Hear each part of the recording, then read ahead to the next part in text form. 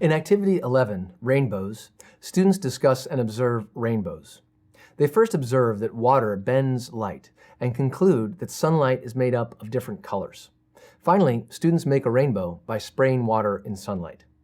You will need the following materials from the kit: Activity Sheet 11, Parts A and B, and glass jars.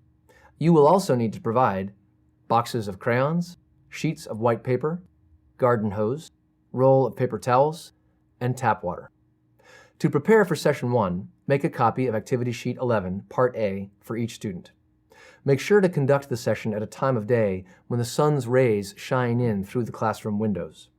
If your classroom does not have direct sunlight at a convenient time, conduct the activity outdoors.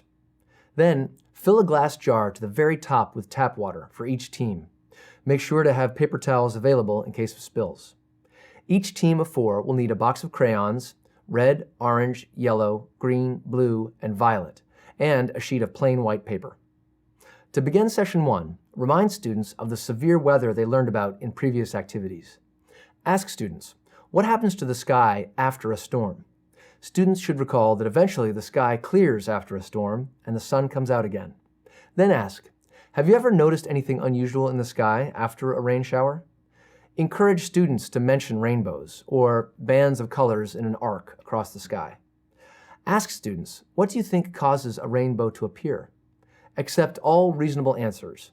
Then inform students that in this activity, they will make a rainbow appear in the schoolyard. Next, distribute a copy of Activity Sheet 11, Part A, to each student, and distribute a sheet of plain white paper and a box of crayons to each team of 4. Remind students to be careful handling the glass jars.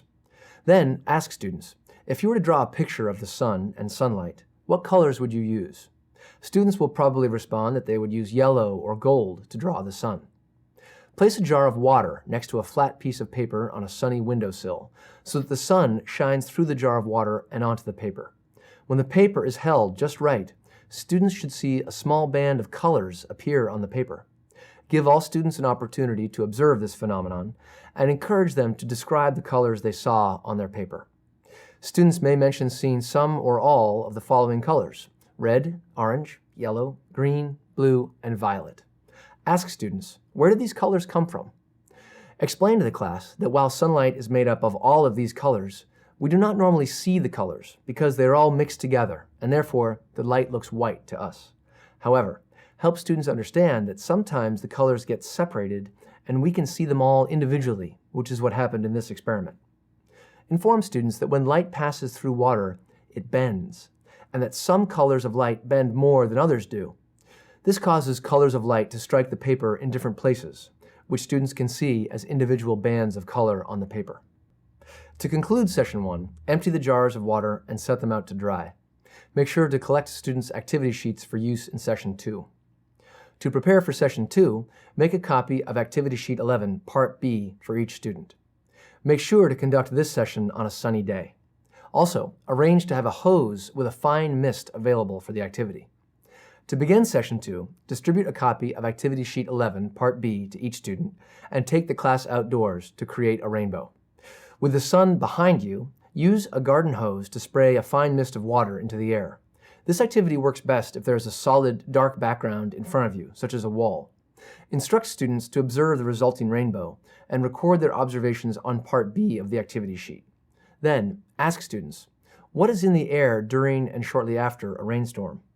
Students should recall that there are billions of tiny drops of water in the air during and after a rainstorm. Then ask, what do you think happens when sunlight passes through these drops of water? Students should be able to infer that the raindrops, like the jar of water, bend the sunlight, causing it to separate into different colors, which we see as a rainbow.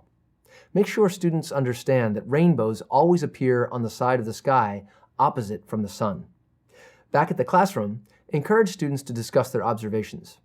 Students should note that the rainbow lasted as long as there was mist in the air and sunlight to shine through it.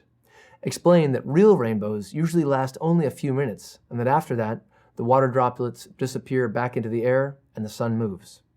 Next, return each student's copy of Activity Sheet 11, Part A. Have students refer to their activity sheets, Parts A and B, and observe the order of the colors in both drawings.